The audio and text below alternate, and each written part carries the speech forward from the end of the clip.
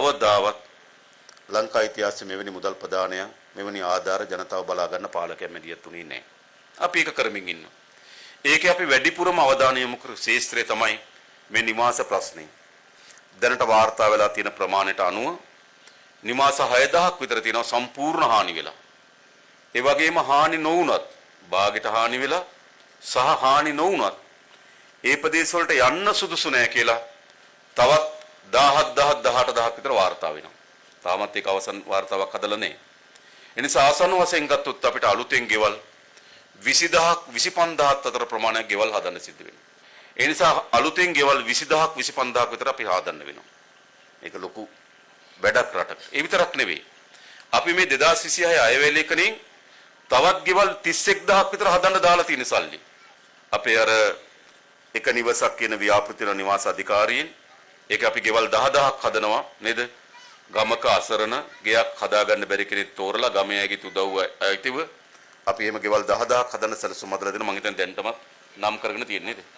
ඒ වගේම 2009 යුද්ධය ඉවර වුණාට තාම යුද්ධයෙන් අවතන් කඳුරුල ජීවත් වෙන අය ඉන්නවා. තාම ප්‍රශ්න කතා කරන මහත්තුරු දැන් අවුරුදු 16ක්. ඒතකොට දරුවා අවුරුදු 10 දරුවෙක් නම් දැන් විවාහ වෙන වයසට ඇවිල්ලා. නේද? ඒ කියන්නේ අවුරුදු 60ක තාත්තා කෙනෙක් හිටියනම් දැන් 76යි. ඒ මුළු කාලෙම ජීවත් වෙලා තියෙන අවතන් කඳුරුල නිවසක් නැතුව. අපි ඒ අය තෝරාගෙන එතනත් ගෙවල් 2500ක් හදන්න ලක්ෂ 20 ගානේ දීලා වෙන් කරලා තිබෙනවා.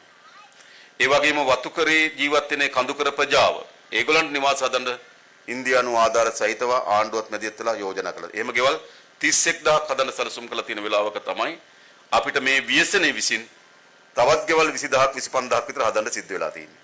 අපි කල්පනා කරේ එයා හිටියට වඩා හොඳ ජීවිතයකට හිමි නිවසක් හදලා දෙන්න ඕන. ඒකනේ හොඳ. නැත්නම් අපේ හැමදෙරේ මේ නිවාස දෙස බලන්න ඔබ ජීවත් වෙන්න පුළුවන් ඒවා නෙවෙයි.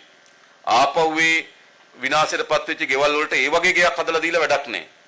ඒ නිසා අපි තීරණයක් ගත්තා ලක්ෂ 50ක් දෙනවා ඒ ගේ හදාගන්න. අපි දෙන්න ඕන හැම මුදල් දීලා අපි ඒ ගේ හදාගන්න සැලසුම හදලා තියෙනවා.